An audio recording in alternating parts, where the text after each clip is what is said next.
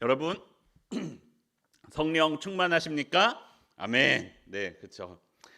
지난 성령 강림절에 담임 목사님께서 설교하신 설교의 제목이 이 질문이었습니다. 여러분, 성령 충만하십니까? 였습니다.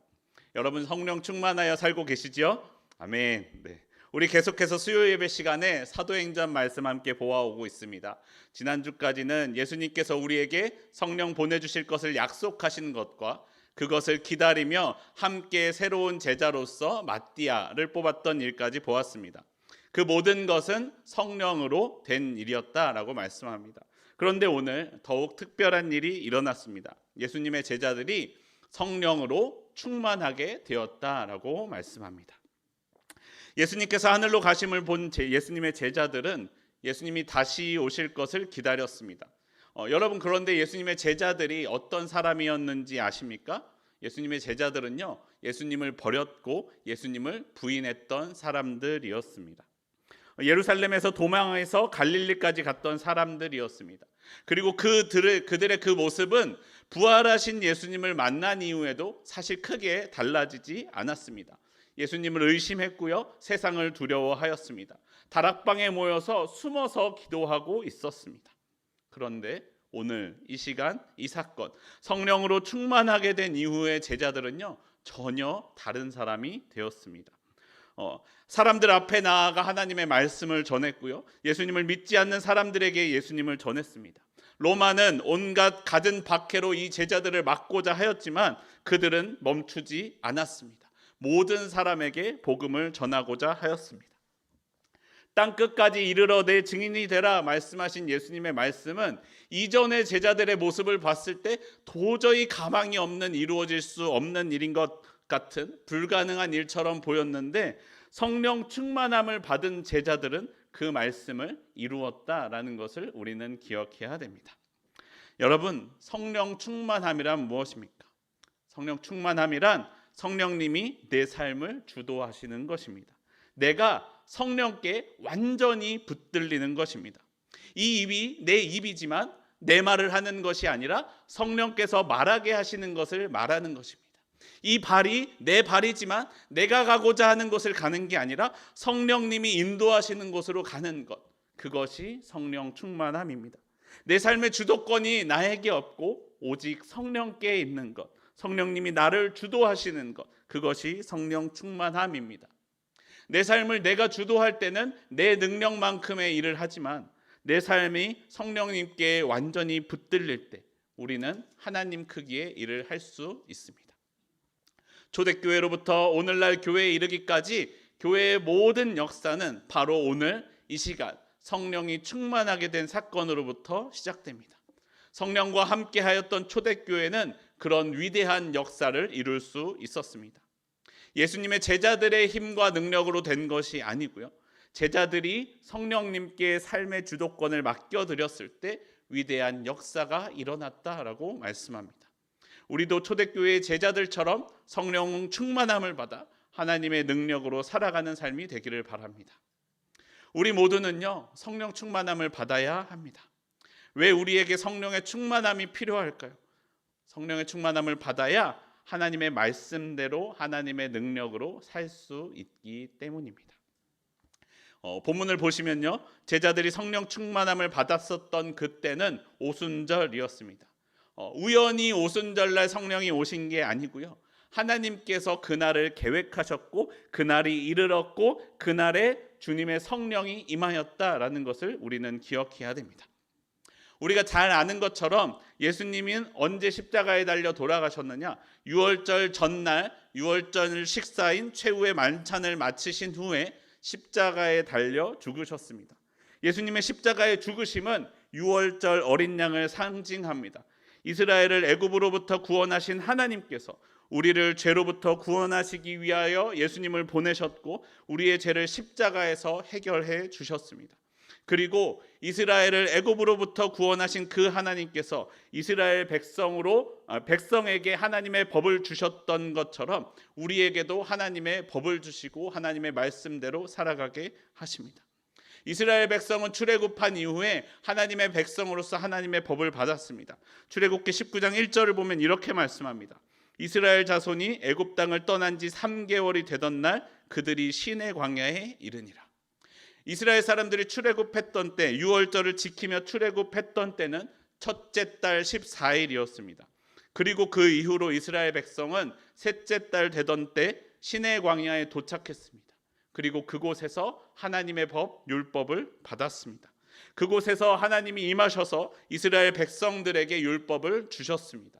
그래서 전통적으로 오순절은 유대인들이 율법을 받은 날로서 고백하는 날이 바로 이 오순절입니다. 이스라엘을 구원하신 하나님께서 이스라엘로 하나님의 백성으로서 살 수 있도록 하나님의 법을 가르쳐 주신 것입니다. 그러나 여러분, 이스라엘에게 하나님의 법이 주어졌기 때문에 이스라엘이 온전히 하나님의 백성으로 살았습니까? 그렇지 못했다라는 것이에요. 이스라엘에게는 하나님의 법이 있었지만 문제가 무엇입니까? 그 하나님의 법을 온전히 지킬 수 있는 능력이 없었다라는 것이에요. 늘 법을 어기고 늘 실수하고 늘 실패하였습니다. 그래서 하나님의 징계가 이스라엘과 함께 하였습니다.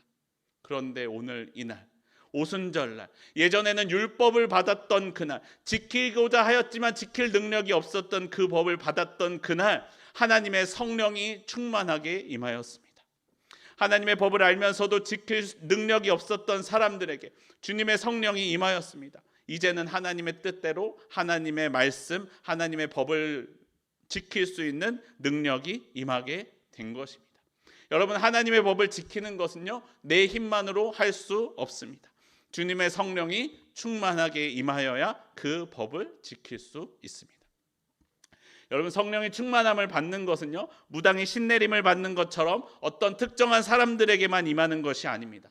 하나님을 믿는, 예수님을 믿는 하나님의 백성인 우리는 모두 다 성령 충만함을 받아야만 합니다.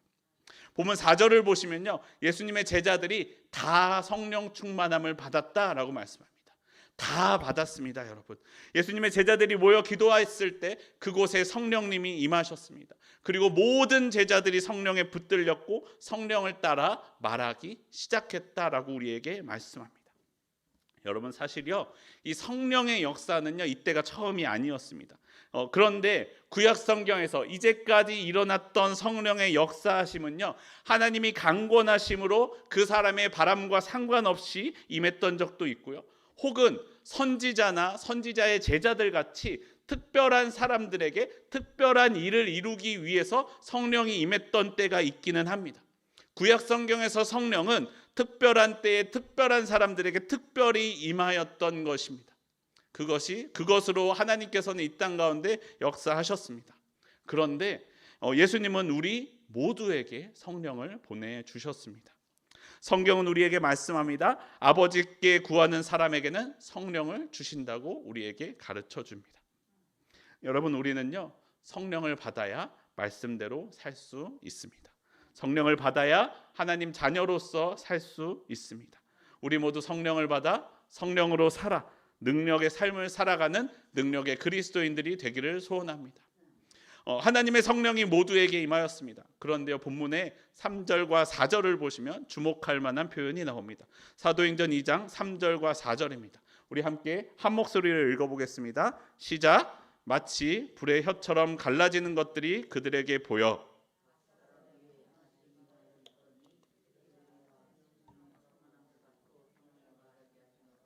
다른 언어로 말하기를 시작하니라. 성령이 제자들의 눈에 보기에는요, 불의 혀처럼 갈라지는 것들로 보였는데 그것이 각 사람에게 하나씩 임하였다라고 말씀합니다. 그리고 그들이 성령 충만함을 받은 후에 각각 다른 언어로 말하기 시작하였습니다. 성령이 각 사람에게 하나씩 임하였고 각자 다른 언어로 말하기 시작했다라고 말씀하고 있는 것입니다. 여러분, 하나님의 성령은 각각 임하여 각자 필요한 것을 주십니다. 로마서 12장을 보시면 성령의 은사가 많이 나옵니다. 예언, 섬김, 가르침, 권위, 구제, 다스림, 긍휼 같은 여러 가지 은사들을 이야기하는데 오늘 제자들에게는 각각 언어로 말하게 해 주셨습니다. 다른 언어로 말하는 것이에요. 그런데 다른 언어로 말한다라는 것은 같은데 그들이 하는 언어들은 각각 제각각이었다라고 말씀하고 있는 것입니다. 바데, 메데, 엘람, 메소보다미아, 유대, 갑바도기아, 본도, 아시아, 부르기아, 밤빌리아, 애굽, 구레네에 가까운 리비아, 로마, 그레데, 아라비아 말로 그들의 그 나라에서 온 사람들이 자기의 언어로 하나님 나라의 큰 일 말하는 것을 들었다라고 말씀합니다. 여러분, 성령님께서 왜 제자들에게 이 각각 이런 언어들로 말씀하게 하셨을까요? 먼저 첫 번째는 성경이 말씀하는 것과 같이 당시에 그 자리에 있던 사람들에게 하나님의 큰 일을 듣게 하시기 위함이었습니다. 그리고 두 번째 목적은요, 이제 이후로 예수님의 제자들이 땅 끝까지 갈 수 있는 능력을 갖게 되었다라는 것을 의미합니다. 여러분, 지금도 선교사님들이 가장 어려워하는 문제 중 하나가 무엇입니까? 언어 문제예요. 그 나라 말을 배우는 것, 그 민족의 말을 배우는 것을 어려워합니다. 말을 배워야 복음을 전할 수 있잖아요. 예수님께서 제자들에게 땅 끝까지 가서 복음을 전하라 라고 말씀을 하셨는데, 예수님의 제자들은요, 그런 일을 할 수 있는 사람들이 아니었습니다. 본문 7절과 8절을 보시면 사람들이 뭐라고 이야기하냐면, 저 갈릴리 사람들, 우리말로 쉽게 표현하면요, 저 시골 촌뜨기들이 어떻게 우리 같은 외국 교포 2세들이나 쓰는 말로 말하고 있느냐라고 하는 것과 같습니다. 예수님의 제자들은요, 그런 말들을 배울 수 있는 상황도 아니었고 능력도 없었다라는 것이에요. 그렇다고 사도 바울처럼 그 당시 국제 공용어였던 헬라어를 능숙하게 말하는 사람도 없었습니다. 제자들이 땅 끝까지 가서 복음을 전하려면요, 그 말을 배우는 데에만 몇 년이 소비되었을지 알 수 없는 노릇입니다. 그런데요, 오늘 주님의 성령이 제자들에게 임하셔서 그 말을 할 수 있게 된 것입니다. 메소포타미아에 갈 제자들에게는 그 말이, 로마에 갈 제자들에게는 로마의 말이, 구레네에 갈 사람들에게는 그 나라 말을 할 수 있도록 성령이 임하신 것입니다. 성령은 제자들이 갈 그곳의 말을 할 수 있게 해 주셨습니다. 여러분, 기억하십시오. 하나님은 우리를 자녀로 부르시고 우리에게 자녀로 살아갈 사명을 주십니다. 내 삶을 주도하셔서 내게 할 일을 맡기십니다. 그런데 하나님은 우리에게 사명만 주시고 그냥 내가 하도록 등 떠미시는 분이 아니시라는 거예요. 사명을 주시면요, 반드시 그 일을 감당할 수 있는 능력을 주시는 분이 우리 하나님이십니다. 저에게도요, 제자들과 같은 능력을 주셨으면 얼마나 좋았을까요? 여러분, 지금 주님의 성령이 충만하게 임해서 영어로 줄줄줄 설교할 수 있다면 얼마나 좋았을까요? 제가 미국에 가서 목회할 수 있었을 텐데, 주님이 저를 미국에 보내실 생각이 없으신가 봅니다. 그런데 여러분, 하나님께서는 제게 다른 일을 맡기실, 하나님이 제게 맡기실 다른 일과 다른 계획이 있으시다라는 것입니다.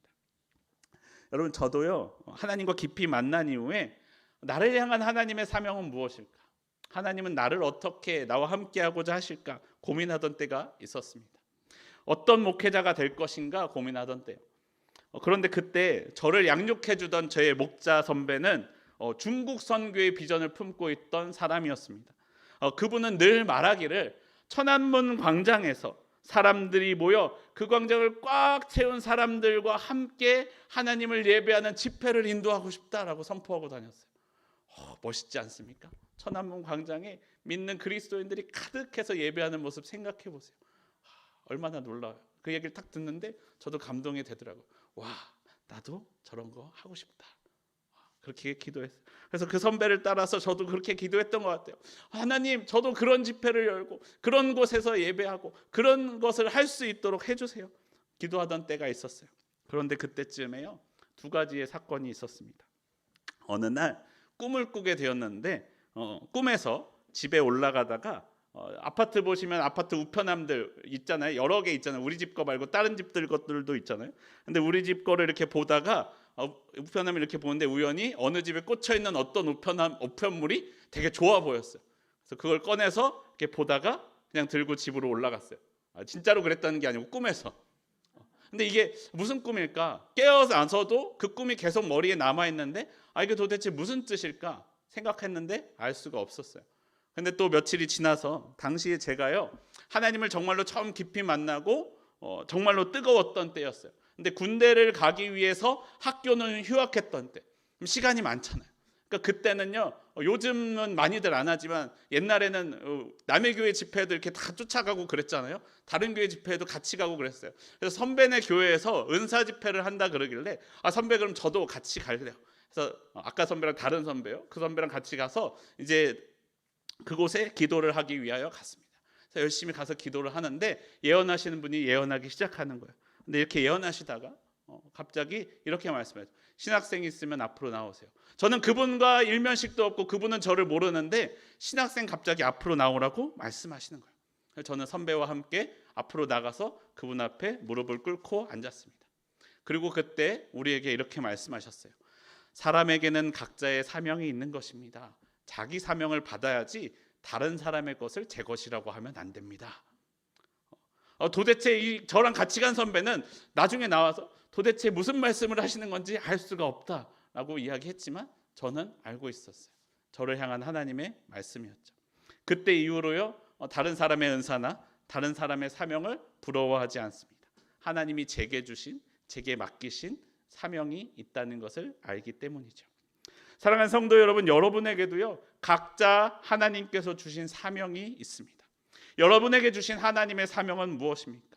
내게 주신 하나님의 사명을 확인하십시오. 그리고 그 주님의 사명을 감당할 수 있도록 성령의 도우심을 구하십시오. 성령께서 충만하게 함께 하셔서 그 맡겨진 사명을 감당할 수 있는 성령의 능력을 주실 것이다 라고 우리에게 말씀합니다. 우리가 성령 충만함을 받으십시오. 그리고 내게 주신 그 은사를 잘 활용해서 내게 주신 사명을 감당하며 살아가는 저와 여러분의 삶이 되기를 바랍니다. 예수님께서 예수님의 제자들이 땅끝까지 복음을 전하고 하나님의 교회가 세워지는 위대한 역사를 이룰 수 있었던 것은요, 예수님의 제자들이 성령 충만함을 받았기 때문입니다. 그리고 각자에게 주신 각각의 역사하심을 받았기 때문입니다. 그리고 예수님의 제자들이 그 역사를 이룰 수 있었던 마지막 비결은 무엇이냐면 바로 순종함이었습니다. 성령 충만한 제자들은 자신의 삶을 주도하시는 성령님께 순종하였고 순종함으로 성령의 능력으로 일할 수 있었습니다. 예수님의 제자들은요, 예수님께서 예루살렘을 떠나지 말고 아버지께서 약속하신 것을 기다리라라는 말씀을 듣고 순종했습니다. 그리고 말씀하신 대로 성령으로 세례를 받아 성령 충만함을 받았습니다. 성령 충만한 제자들에게 성령께서 역사하십니다. 그리고 그들의 삶을 주도하시기 시작합니다. 그리고 제자들은요, 자신의 삶을 주도하시는 성령께 순종해서 움직이기 시작합니다. 그러자 그들의 입을 통해 성령께서 역사하십니다. 성령님의 제자들의 입을 통하여 각각의 언어로 하나님 나라의 일을 말하였습니다. 제자들이 순종하지 않았다면 있을 수 없었던 일입니다. 제자들이 예수님의 말씀을 듣고도 그곳에 모여 성령 보내실 것을 기다리지 않고 기도하지 않았다면, 성령이 말하시게 하시는 것을 따라 말하는 것이 아니라 그 언어로 내가 하고 싶은 말을 했다면 이루어질 수 없었던 그 역사가 순종함으로 이루어지게 된 것입니다. 여러분 기억하십시오. 성령을 받는다고 다 능력을 행하는 게 아니라는 거예요. 성령 충만함을 받고 내 삶을 주도하시는 성령에 순종할 때 우리는 능력을 행하게 됩니다. 성령을 받아 애굽말을 하게 된 사람이요, 이렇게 생각한다고 생각해 보세요. 사람은 수도로 가야지, 사람 많은 곳에 가서 복음을 전해야지 하고 로마로 간다면 그 사람이 정말로 하나님의 위대한 역사를 이룰 수 있었을까? 로마에 사는 어떤 애굽 사람들에게는 말을 전할 수 있었을지 몰라도, 복음을 전할 수 있었을지 몰라도 그 로마 사람들, 로마 말을 하는 사람만큼의 역사는 일어나지 않았을 거다라는 거예요. 성령이 충만하면요, 여러분, 성령이 내 삶을 주도하십니다. 나를 인도하십니다. 그리고 그 성령의 인도하심에, 성령의 역사하심에 순종하면 나를 통해 하나님의 역사하심이 일어납니다. 성령이 충만하면요, 성령이 충만한 사람은요, 성령에 따라서 내 생각을 바꿉니다. 성령을 따라서 내 말을 바꿉니다. 그리고 성령을 따라서 내 삶이 바뀌게 됩니다. 내 비전을 따라 살던 사람이 하나님의 비전을 따라 살게 됩니다. 내 비전의 꿈은 나였고 내 비전의 목적은 나였는데, 내가 잘 되는 것이었는데, 성령 충만함을 받으면요, 하나님의 비전이 내 비전이 되고 내 비전이 하나님의 비전이 된다라는 것입니다. 우리가 기도할 때요, 하나님은 응답하시는 하나님이십니다. 그런데 그런 사람들이 있어요. 기도하고도 응답받지 못했다라고 이야기하는 사람들이 있습니다. 자기에게는 하나님이 역사하시지 않는다라고 말하는 사람들이 있습니다. 그런데 많은 경우에 그때요, 그것은 하나님이 응답하시지 않은 것이 아니고 역사하시지 않는 것이 아니고요, 하나님이 자기가 원하는 답을 주지 않았을 때 아유, 하나님은 응답하시지 않으셔라고 우리는 이야기한다라는 것이에요. 내가 원하는 답을 얻지 못했을 때 하나님이 응답하지 않으셨다라고 이야기합니다. 그런데 여러분, 그런 일이 있습니다. 제가 아내와 처음 교제를 시작했을 때, 그리고 결혼을 준비할 때 교제를 놓고 결혼을 놓고 기도하는 시간들이 있었습니다. 그동안에는요, 아내랑 만나지 않았고요, 그냥 각자의 삶에 충실히 살아가면서 하나님께 우리의 관계를 물어보는 시간들이 있었습니다. 그런데 그런 시간을 갖고 있다라는 것을 제 친구들한테도 이야기하니까요, 제 친구 중 하나가 이렇게 이야기했어요. 그거 헤어지려는 거라고. 그런 시간 가졌다면 누가 너 같은 신학생하고 결혼하겠냐고, 헤어지려고 이거 작업하고 있는 거라고 이야기하더라고요. 실제로 그 친구는요, 그런 시간을 갖고 기도하다가요, 헤어졌어요. 그러니까 그 친구는 그게 많이 상처가 됐던 것 같아요. 그 친구와 헤어진 그 여자분은 다른 분하고 만나서 얼른 결혼했는데 자기는 아직 못하고 있으니까 마음에 상처가 되었나 봐요.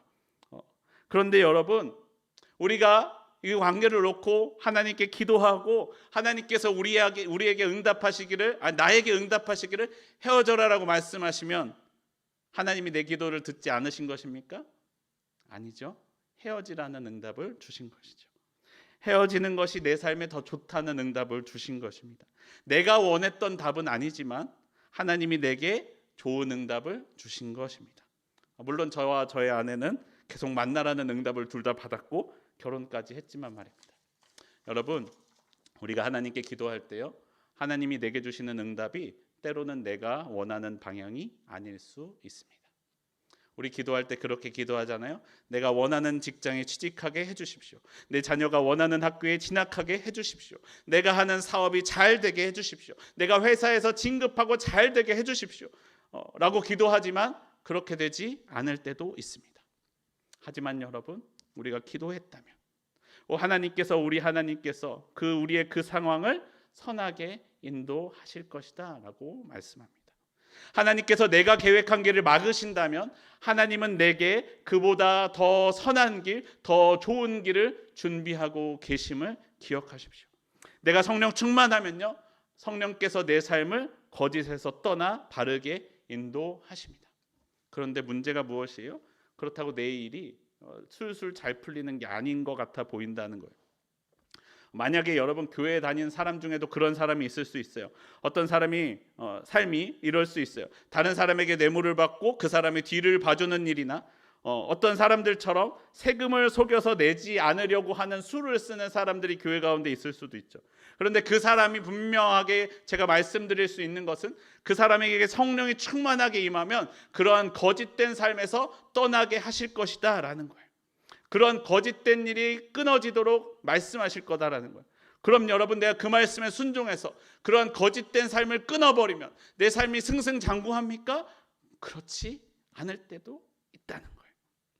거짓을 행하는 다른 사람들이 갑자기 막 잡혀가는 게 아니라 나는 성령에 순종해서 나는 선한 일을 했는데 지금 당장 내 삶이 오히려 더 어려워질 때도 있다는 거예요. 내가 선을 행할 때 오히려 거짓에 사로잡힌 다른 사람들이 나를 공격하기도 합니다. 너만 잘났냐며 나를 미워하기도 합니다. 여러분, 그런데 그때 하나님이 우리에게 말씀하십니다. 베드로전서 3장 13절과 14절 말씀입니다. 혹시 나오나요? 13절과 14절 말씀. 우리 함께 한 목소리를 읽어보겠습니다. 시작. 또 너희가 열심으로 선을 행하면 누가 너희를 해하리요. 그러나 의를 위하여 고난을 받으면 복 있는 자니 그들이 두려워하는 것을 두려워하지 말며 근심하지 말고. 여러분, 내가 어려움에도 불구하고 성령을 쫓아 끝까지 선을 행할 때, 성령께서 내게 주시는 그 마음에 순종할 때 하나님이 우리와 함께 하십니다. 그리고 내가 선을 행함으로써 세상이 우리를 끝까지 괴롭게 할 것 같지요? 아니요, 여러분, 오히려 세상이 우리를 두려워하게 될 것이에요. 내가 돈으로 저 사람을 위협하면 저 사람은 분명히 두려워할 거야 라고 생각했는데 우리가 두려워하지 않고 그 고난 가운데 견디면요, 세상이 우리를 두려워한다라는 거예요. 히브리서 11장을 보시면요, 우리를 괴롭게 하는 많은 일들이 나옵니다. 조롱과 채찍과 결박과 옥에 갇힐 때도 있다는 거예요. 하지만 우리가 그때 끝까지 믿음을 지키며 성령을 따라 끝까지 선을 행하면 성령은 이렇게 표현합니다. 이런 사람은 세상이 감당하지 못하느니라. 여러분, 우리가 세상이 감당하지 못할 능력을 받기를 바랍니다. 세상 사람들 누구나 갖고 있는 그런 능력 말고요, 누구나 할 수 있는 그런 일 말고요, 세상 사람들이 하지 못할, 세상이 감당하지 못할 능력을 행하는 삶이 되기를 바랍니다. 하나님의 능력으로 그 일을 감당해 나가는 저와 여러분의 삶이 되기를 소원합니다. 우리 가운데 충만하게 임하시는 성령에 순종할 때 우리는 그런 삶을 살 수 있습니다. 모든 그리스도인들에게 주신 그 성령으로 각자 자기에게 주신 사명을 행할 수 있을 때, 그 사명을 행할 때 우리는 세상이 감당하지 못할 성령의 능력을 행할 수 있다 말씀하십니다. 성령 충만하여 성령을 따라 성령의 능력을 행하는 저와 여러분의 삶이 되기를 소원합니다.